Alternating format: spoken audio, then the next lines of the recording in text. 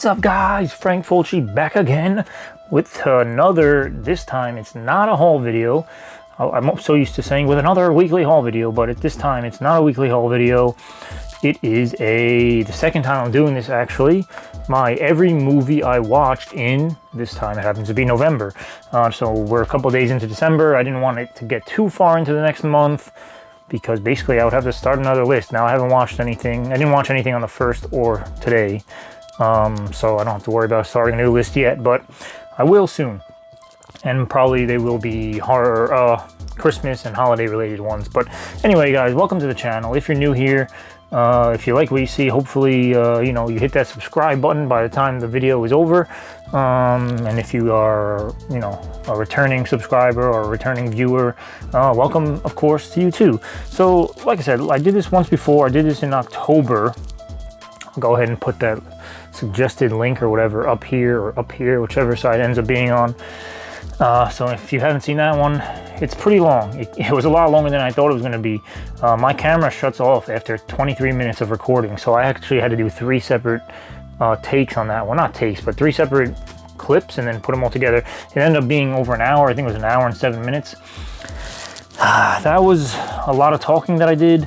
Now, I haven't watched... In November, I didn't watch nearly as many movies as I did in October, because for October I was doing 31 days of Halloween, 31 days of horror.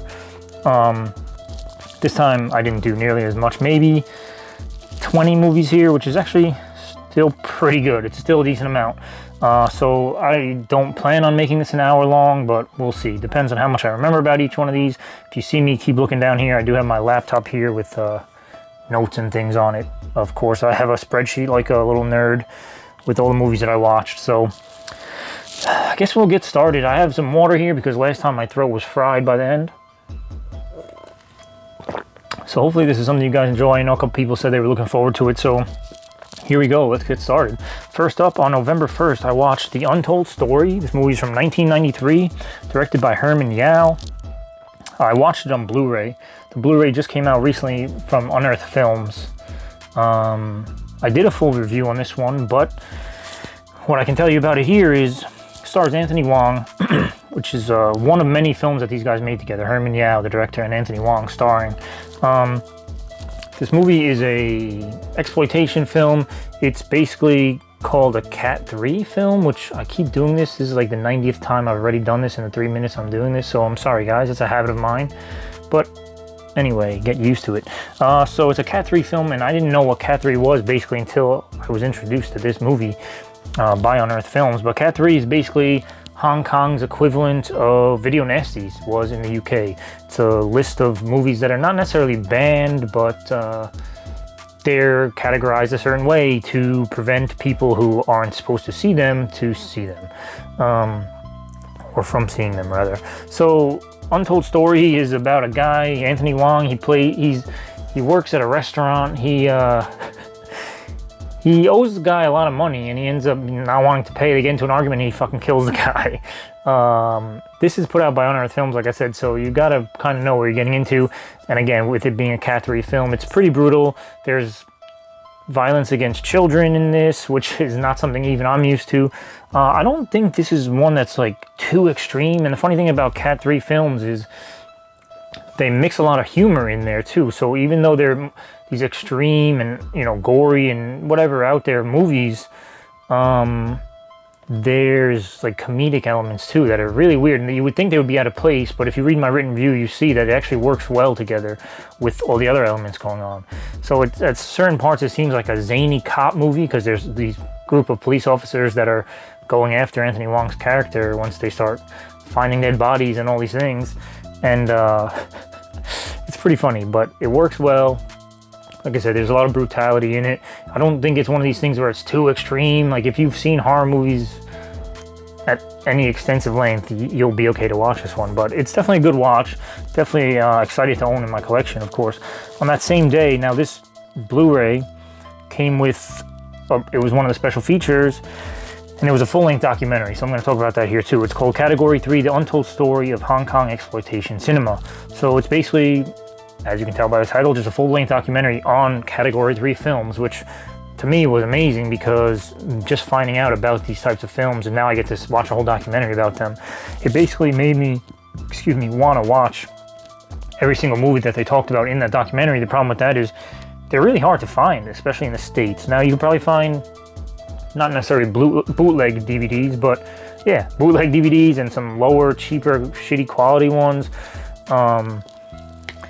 So I know there's a couple of, somebody sent me a couple of links that the certain full-length movies are actually on YouTube. I didn't check, so I don't know the quality. I don't know if the subtitles are synced up properly and all that kind of stuff. But there are some that I really do want to see still. And hopefully, maybe Unearthed will bring us some more in the future. But anyway, let's move on to the next one, guys. Oh, that documentary, by the way, is from 2018 and directed by Calum Waddell, who he's done a bunch of behind-the-scenes and bonus features and stuff for every horror movie ever released on Blu-ray, pretty much.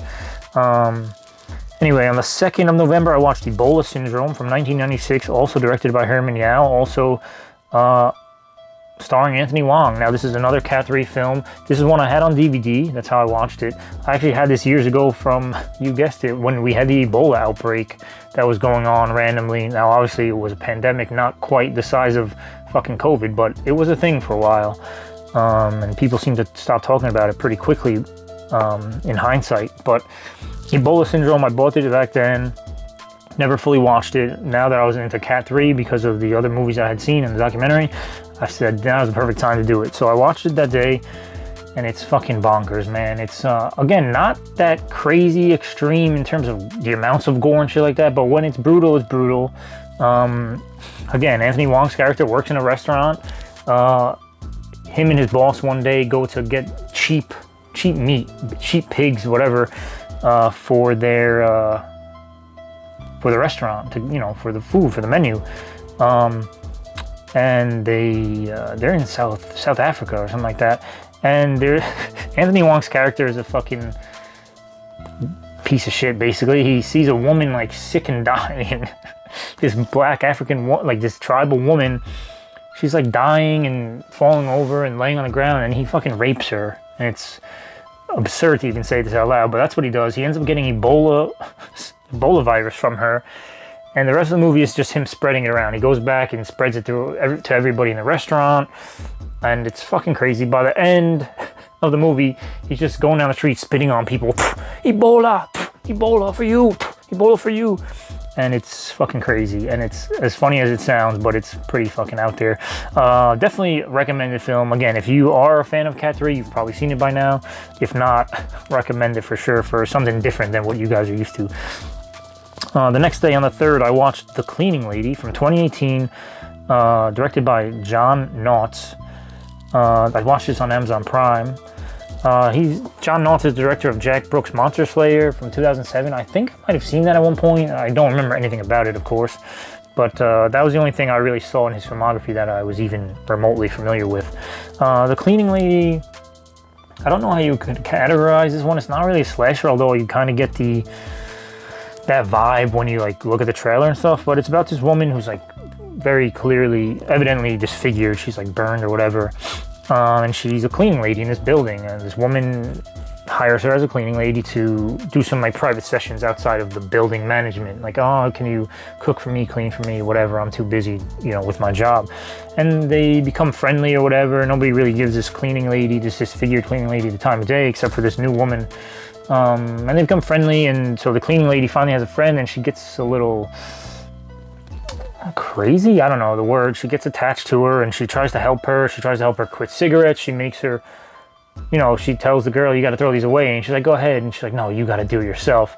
And that idea comes back later when she tries to help her get rid of the man that's toxic in her life. This guy, she's not married, she's single, but this guy she's with is married, and he's having an affair with her, and she's trying to break it off. She's going to therapy to try to get rid of this guy, but she loves him, blah, blah, blah. So the cleaning lady tries to help her break those ties, and the way she does it is brutal. Obviously, you can tell it's a horror movie, so you could probably guess what I'm alluding to. But yeah, it's pretty crazy. It's definitely worth a watch. Again, I thought it was going to be a little better. I did like it overall, and it's definitely worth a one-time watch at least, but I don't know if I'm going to revisit it anytime soon, if that makes sense. Next up, skip a few days, on the 6th of November, I watched I Am the Pretty Thing That Lives in the House. This is from 2016, directed by Osgood Perkins, and I watched this on Netflix. Now, last month, if you watched my October one, you'll know that I watched Blackcoat's Daughter from Osgood Perkins. So Osgood Perkins is the son of Anthony Perkins, who played Norman Bates in obviously Psycho movies and all that stuff. Anthony Perkins has been in a bunch of stuff, but I guess he'll be most known for that, obviously. But anyway, now Osgood has done, I think, 3 movies, maybe 4. So I've seen Blackcoat's Daughter and I loved it. Gretel and Hansel, which is his newest one, I liked it. I thought it was okay. It's one that I do want to revisit. If you watched my hauls within the last couple weeks, you'll saw that I just got the Blu-ray of it. So I do want to revisit that one. Maybe I'll appreciate it more the second time around. But this one, I Am the Pretty Thing That Lives in the House, again, had so much potential. And it just, I don't know, I definitely am not going to be rewatching this one, especially anytime soon. If I do, it's going to be years from now. It's like a supernatural haunted house type of thing. And it's not really a spoiler, but because if you watch the trailer, it says the same thing. But it's about this woman who's like an in-home aide, like a nurse, who goes and lives, you know, in-home with an older woman who's sickly and Alzheimer's and all this stuff, you know, can't really remember things. And the woman that she's taking care of is an author. So there's books, all her books around, like a horror author. And this woman, the main character, I didn't even write the character or the actress's name, but I said she's an in-home nurse and she is scared of everything. So she's like scared to read these books. But as she reads the books, I think one of the books named is Lady in the Wall or something like that. And as she's reading it, you know, you see parts of the movie where she's reading and she gets freaked out and all this shit. And there's some supernatural type stuff. Like she's on the phone at one point and it just gets pulled out of her hand and like yanked across the room. And that shit was actually really cool. Like it set the tone really early on. But there's not much more of that. Like there's other haunting type shit, but I don't know, it just fell flat. I was expecting a lot more. And again, it was really well done. The acting is great, the cinematography, the lighting, all that stuff. Like production quality is top notch. There's nothing wrong with that. Just the movie itself is just way too slow for me and the payoff is not that good. Next up, we have on the 8th, Daughters of Darkness. This is a movie from 1971, directed by Harry Kümel. I watched this on 4K UHD from Blue Underground. I think it's the most recent 4K put out by Blue Underground. It's a vampire movie. You know, it's Bathory is the main character. Bathory is how they say it in there. But this movie's not good. I did a full review on this one as well. So if you want to go to repulsivereviews.com and read my review of this, you'll see my thoughts. I think I ended up grading it pretty fairly. Excuse me. I don't really ever give negative reviews on my site unless it's a really shitty, terrible movie, because I like to give credit where credit is due. You know, there's people put a lot of time and money into these movies, and just because I didn't like it doesn't mean it's bad. But so I think I rated it pretty good, but it's just really slow. It's not really about vampires at all. Like there's vampirism in it, but it's again very scarce. It's more like a gothic. I don't even know how to describe it. It takes place in a hotel, like empty-ass hotel, like it's off-season, so there's not too many people in there. So it's Bathory and her traveling companion, this younger girl, and throughout the movie the girl's trying to get away from her, but she's under her spell, so she can't. But then Bathory gets attracted to this other couple, this married couple that's also staying in the hotel. So the movie is about her trying to basically recruit the wife of this couple into her coven. I don't know. I don't think vampires call covens, but you know what I'm talking about. Anyway, read my full review. You'll see what I'm talking about. And you can watch the trailer and all that kind of shit. Now, also on the 8th, I watched a movie called The Roost. Again, if you watch my haul videos, you'll know I hauled that pretty recently. It's from 2005 and it's directed by Ty West. It's actually Ty West's first movie, first job directing a film. I watched that on DVD. Like I said, I hauled that. Ty West is one of these directors that I actually enjoy quite a bit, but I'm not sure why. Like, I love House of the Devil, which actually turns out to be his 3rd film. It was the first one I ever saw of his, but it's his 3rd film, and it's light years ahead of anything else I've ever seen him do, honestly. I've seen Innkeepers like 3 times just because I always rewatch it to see what I'm missing, because everyone seems to love that movie, and I don't. I don't love The Innkeepers. I think it's decent at best. And The Valley of Violence is awesome, so that's probably my 2nd favorite one of his. That's like a Western, like a more, not even gory, but an explicit Western action movie. He's done The Sacrament, which I think is pretty good. It's about like a found footage cult movie, kind of like Jonestown, David Koresh shit. Again, decent, pretty good, but I always want to love his movies as much as I love House of the Devil, and it never really happens. But back to The Roost, his first film, it has all the issues that a first-time filmmaker is going to have for the most part. I mean, sometimes you get lucky and you have masterpieces right off the bat, but that has to do with a lot of backing and budget and stuff. But this one doesn't have a high budget, doesn't have a lot of money behind it, and you can tell, again, it has a lot of shortcomings that you would expect from a low-budget directorial debut, but it's a movie about this group of 4 friends. They're on their way to a wedding and their car breaks down. And they're kind of like stranded in this countryside, like in the middle of nowhere. So they leave their car, they go looking for anyone who can help them, and they stumble across this barn, like this farmland or whatever, and they look in the house, nobody's there. And it's a killer bat movie, but it's also a zombie movie. So these bats that are infesting this barn or whatever, once they bite you or attack you, basically, if they don't rip you to shreds and kill you, they basically turn you into a zombie. So it's not like a bat vampire movie, but it's a bat zombie movie. So it's pretty cool, definitely an interesting take on zombie films and stuff like that. Again, very happy to have it in my collection, and having watched it because it is a Thai West movie that I didn't even know existed. So yeah, definitely recommend that one. The DVD was like $8 and there's plenty of them on eBay, so you can get that if you're interested. Next up, on the 9th, I watched Wish Upon, which is a film from 2017 by John R. Leonetti. I watched that on Amazon Prime. Now, this is one I just threw on randomly because I didn't want to think too much about it, because if I think too much about what I'm going to watch, I'll spend hours just watching trailers and looking at shit, never actually watching a movie. And I'm sure most of you guys can relate. So, again, if you watched my video last month on the October movies that I watched, John Leonetti's name came up then because I watched The Silence, which was a fucking fantastic movie. He also directed Annabelle, and he's done a bunch of stuff, so he's a good director in my eyes, for sure. Wish Upon was actually a pleasant surprise. Now, this movie's PG-13, so I don't have anything wrong with PG-13 movies personally. I don't ever go in thinking, oh, this is going to be trash because of its rating, but a lot of people do that, which is fair. You know, when it's PG-13, it's obviously not going to be as explicit, gory, and all that shit that we like as, hardcore horror fans, but this one was a pleasant surprise. It has a real Final Destination vibe. So this girl, played by Joey King, she was in The Lie that I watched last month. She's in a bunch of stuff. She's the main character, and her dad is played by Ryan Phillippe, oddly enough. He was really, really good in this.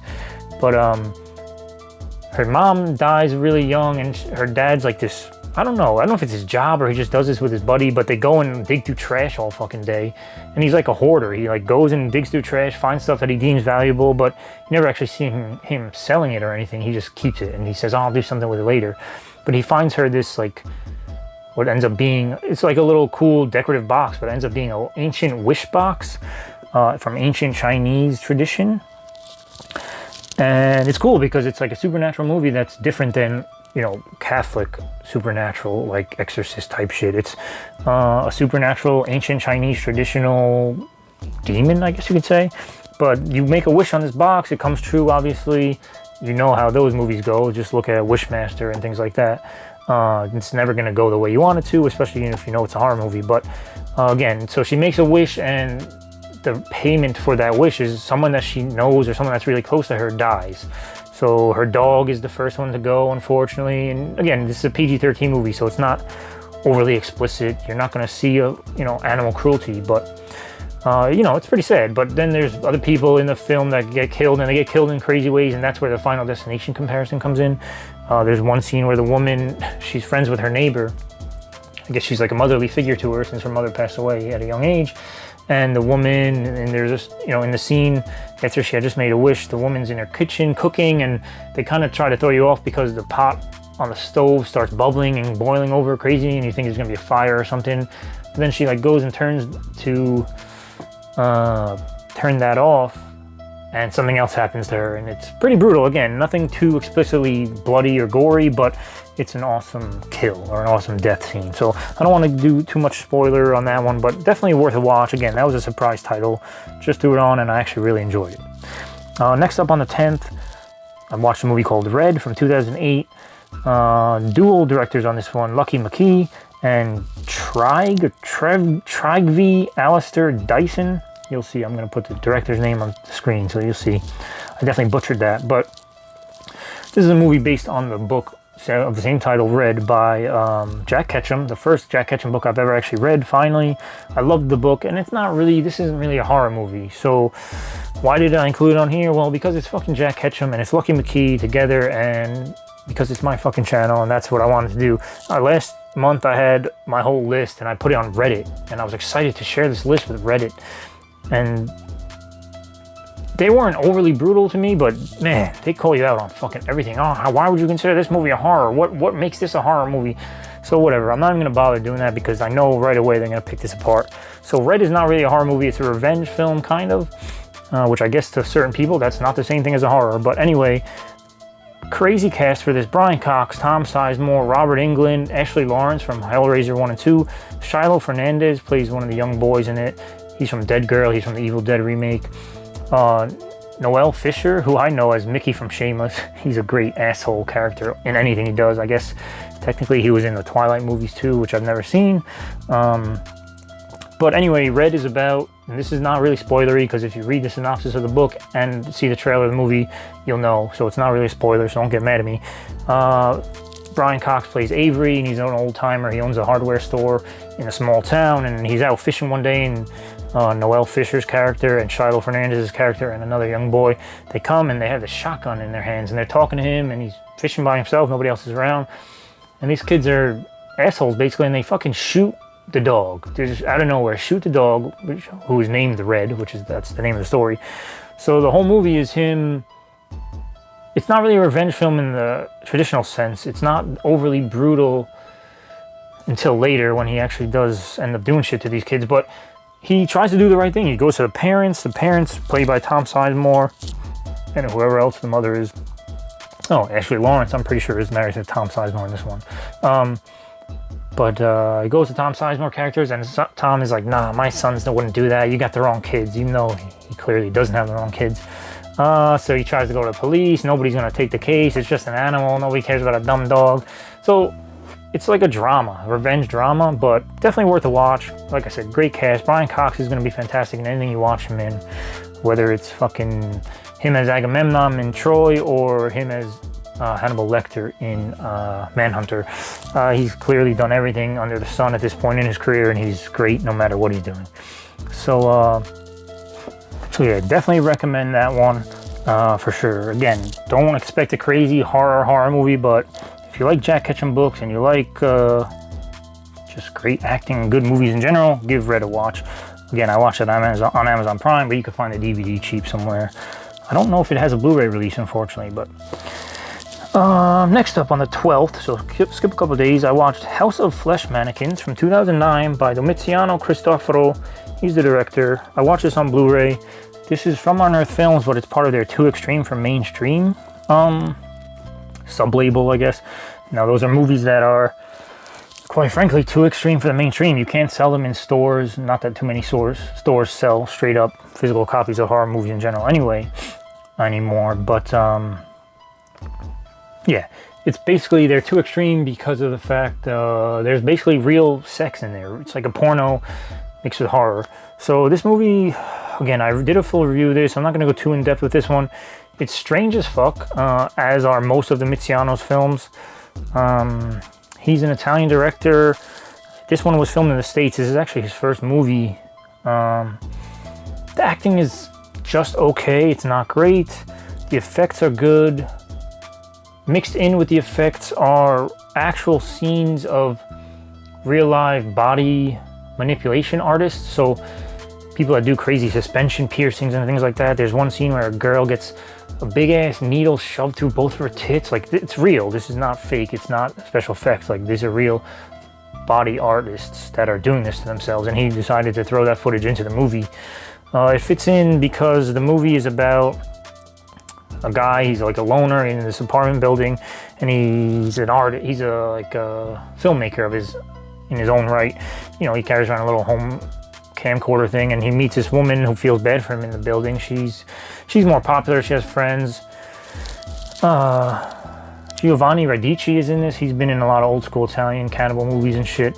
He plays her father, but he's like blind and he's old as fuck and he's decrepit, but that's a side note anyway. But yeah, so this woman becomes friendly with this guy who's the, you know, the filmmaker, and they start this weird romance, I guess you can say, and he likes to film weird shit, and there's this house of flesh mannequins where he goes and like he just sees fucked up shit. You see one guy like stepping on and eating glass, and all sorts of amputated people like doing weird shit. It's very odd, but it's also an homage to the old school, I think 60s movie called Peeping Tom, where I never saw that movie, but from what I understand, it's a Peeping Tom. This guy gets off on putting fear into people and watching their reaction to it, and, you know, spying on them, I guess. So that's kind of what this is. Again, I did a full review and I watched this, you know, close to 3 weeks ago, so I really don't remember any more than I just said. So on the 13th, which was a Friday the 13th, I watched Friday the 13th Part 2, so I don't have to say much about this. Everyone knows the Friday movies. It's from 1981, directed by Steve Miner. I did watch the Blu-ray, as that is part of the new Scream Factory box set. So new 4K transfer is awesome. It looks fantastic. I can't say anything bad about that movie. I fucking love it. I'm sure most of you guys do as well. So yeah, not gonna say much about that. On the next day, the 14th, I watched a movie called Evil Eye. That's from 2020. Another dual director team here of Ilan Dasani and Rajiv Dasani. I don't know if those are women, men. I didn't really look it up. So siblings of some kind. I watched this on Amazon Prime. This is a movie. It's an Indian film. I mean, it's spoken in English, but I think there's some Indian stuff in there. Maybe they have subtitles. But anyway, it's basically a supernatural take and a new take than I've ever seen on reincarnation. The main character is played by Sunita Mani. I know her from Glow, you know, Gorgeous Ladies of Wrestling from Netflix. She's also in Mr. Robot. She's also in a bunch of commercials now for, what the fuck is that commercial with the guy spinning around the sign? And he's like, oh, do my forearms look bigger? I've really been spinning this sign a lot. She's like, yeah, honey, they're bigger, sure. Anyway, she plays the daughter of this mother. Her mother was in a terrible relationship. The daughter lives in New Orleans. The parents live back in India.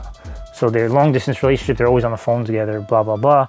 Her daughter can never do anything right by her mother. Her mother just wants best for her, but she's always like nagging her, oh, you're not married by the time you're, I don't know, 29, 30, whatever. You're cursed. You're never going to be married, never going to be happy.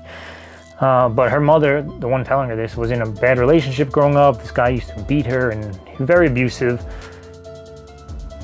And he ended up dying when they were young. You know, they were together and he died. And she thinks that this new man that the daughter finally meets and is in love with is that guy come back, you know, reincarnated into this new younger man. So it plays out like that. And again, I don't want to get too spoilery, but it's good. It's not a straight horror. It's more of on the thriller level. It's one of these Blumhouse movies. I think it's part of the Blumhouse Welcome to the Blumhouse series that I watched. The Lie, I watched Black Box, but this was another one. I think there's one more in that series that I have not watched. But this is, again, all three of those movies that I've seen so far in Blumhouse, Welcome to Blumhouse, are good in their own way.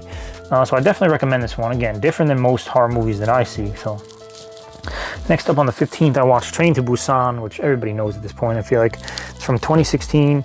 Sang-ho Yeon, is the director. I watched the Blu-ray that I own of it from Wellgo USA.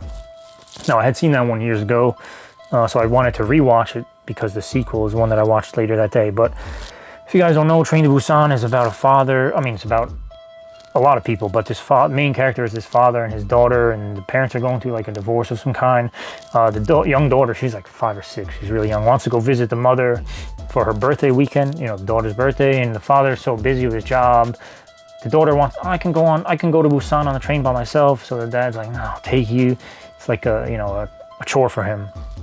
So he goes out of his way, takes her, but when they're on the train, what ends up happening is a zombie outbreak, basically. It's a zombie movie. Most of it takes place on the train, so it's very claustrophobic, very tight quarters, but it's fucking amazing. A lot of action, a lot of gory stuff, a lot of zombie killing of people and ripping up guts and all that kind of good shit. A great modern day zombie flick. Fantastic. Can't say anything bad about that movie.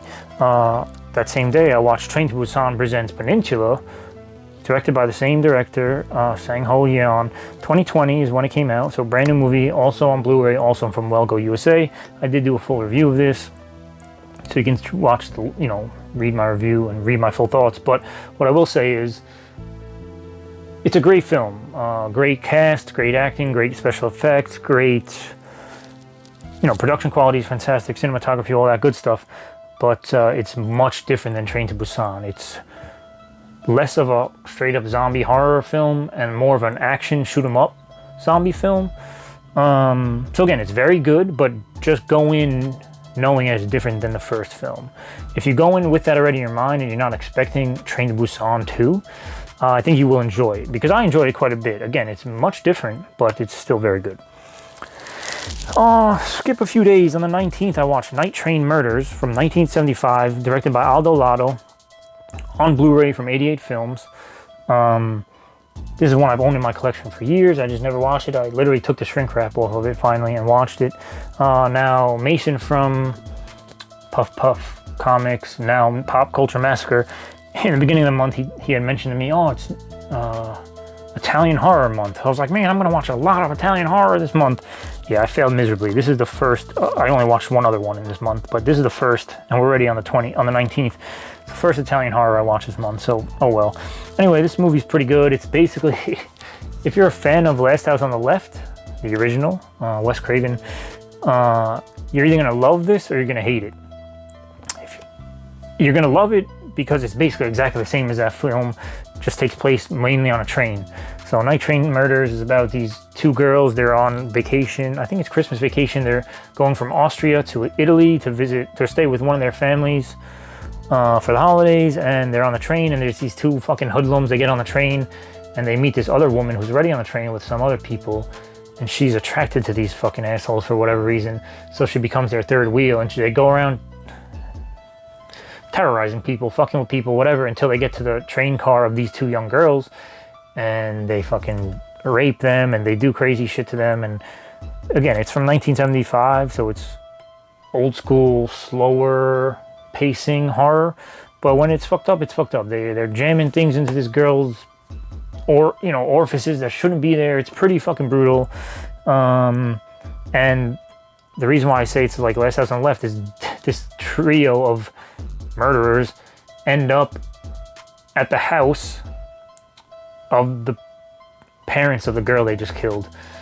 So it plays out like Last House on the Left, and it's pretty fucking awesome. Again, if you like that movie, you're gonna like this. It's just funny to see that story played out in a different way. But that's all I'll say about that. Good old school Italian horror movie.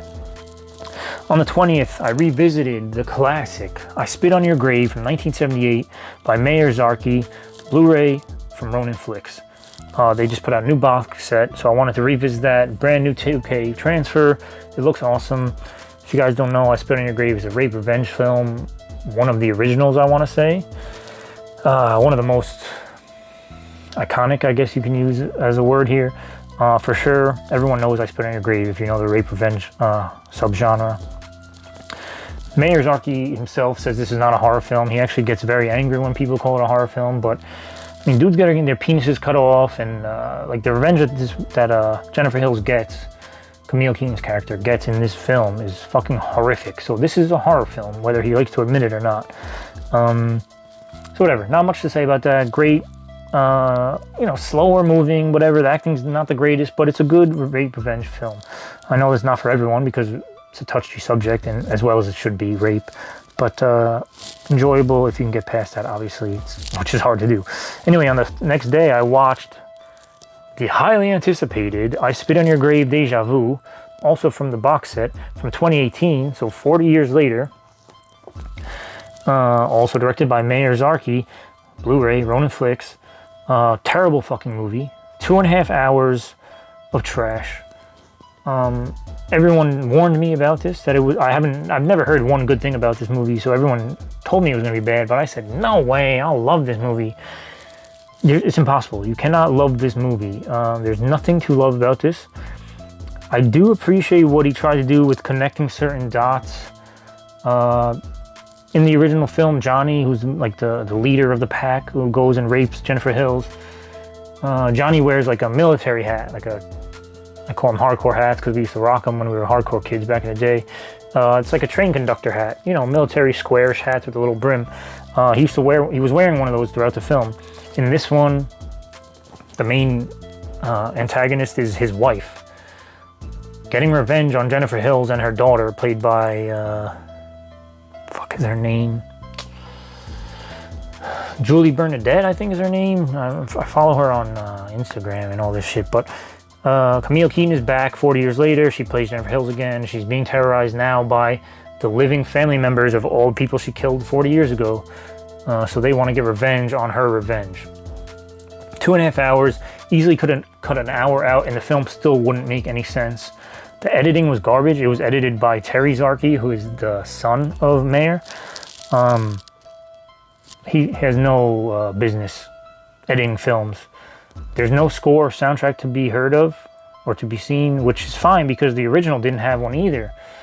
The only music in the first one was from one of the characters playing harmonica randomly. But that's okay. It worked fine then. But 40 years later, when you have a dry script, none of the dialogue makes sense. It's dialogue heavy. You need something. Something needs to come over this and set the tone. But there's none of that. Again, 2.5 hours. They could have easily made it an hour, and I still would have had trouble getting through it. Not good, guys. Not good. On the next day, the 22nd, I watched Growing Up with I Spit on Your Grave, which is the documentary that accompanies this box set from 2019. I guess directed, compiled by Terry Zarki. Again, Blu-ray, Ronin Flicks. This was way more enjoyable than watching Deja Vu, of course. And it's basically really just about the filming and the aftermath, if you can say, and, you know, the events leading to and the subsequent events after the filming of the original I Spit on Your Grave. So interviews with Camille Keaton, interviews with Mayer Zarki, interviews with Terry's sister, who they played Johnny's son and daughter in the original, and they are back in the sequel. Just a great documentary, basically. It's not the most well-made one, but it's a decent documentary. Definitely, I'm happy I have it in my collection, way more so than the sequel. But again, if you like documentaries, you like looking at behind-the-scenes stuff on, you know, some of your favorite horror movies, that's definitely a good one. Next up, skip a few days. I didn't watch any movies until the 27th. Then I watched Blood Rage.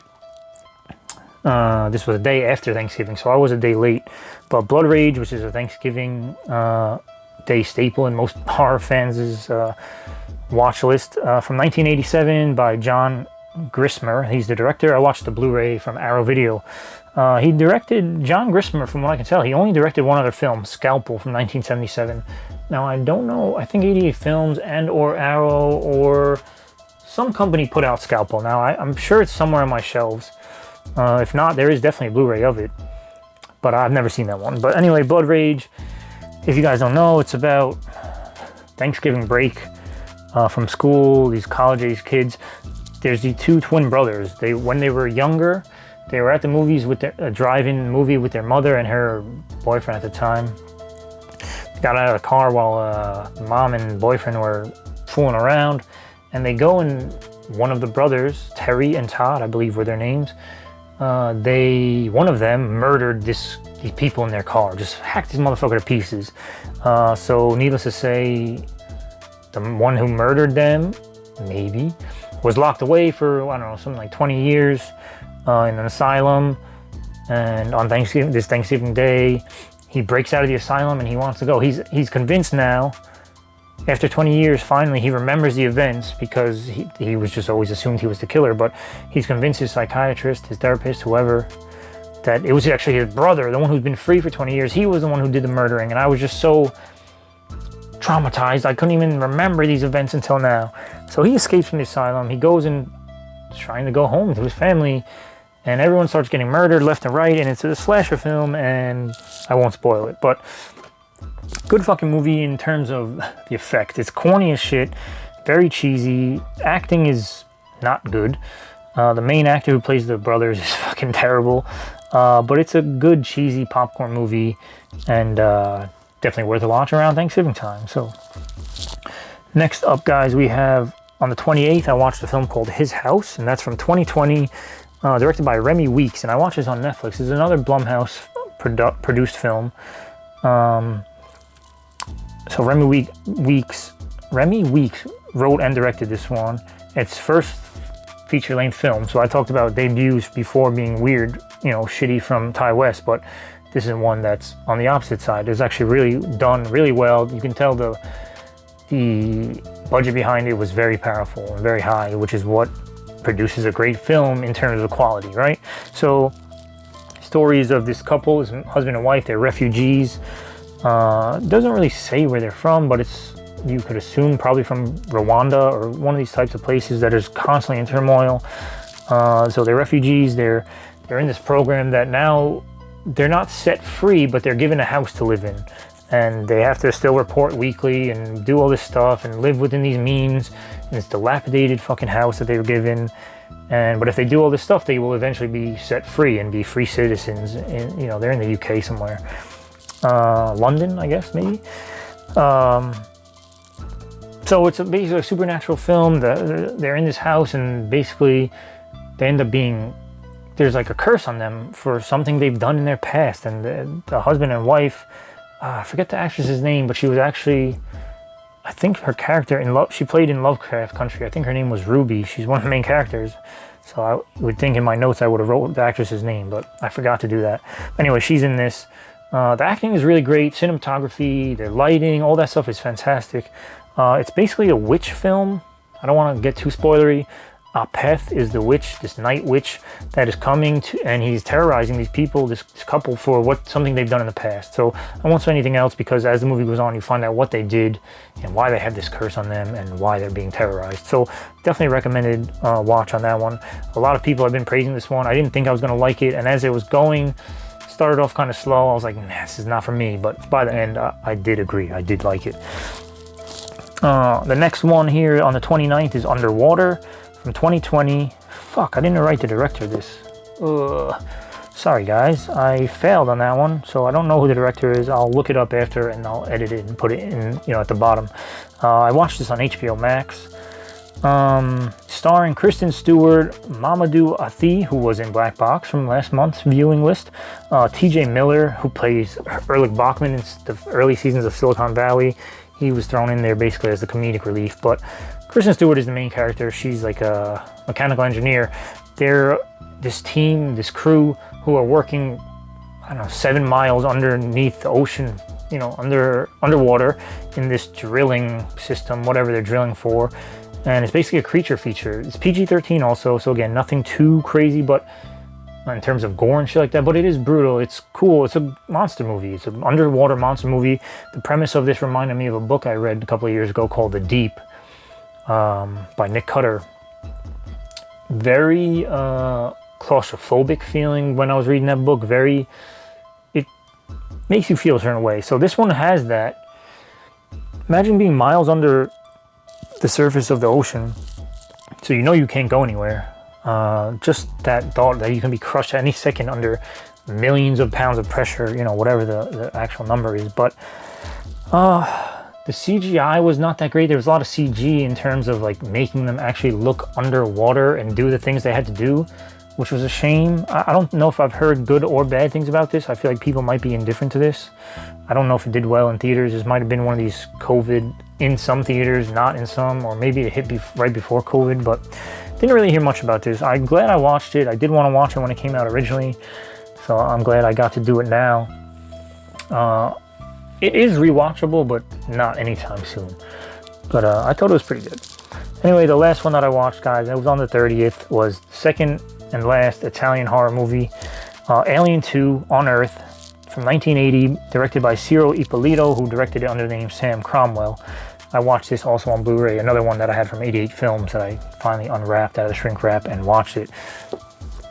Basically, not even a ripoff, but an in-name only sequel to Alien, Ridley Scott's Alien.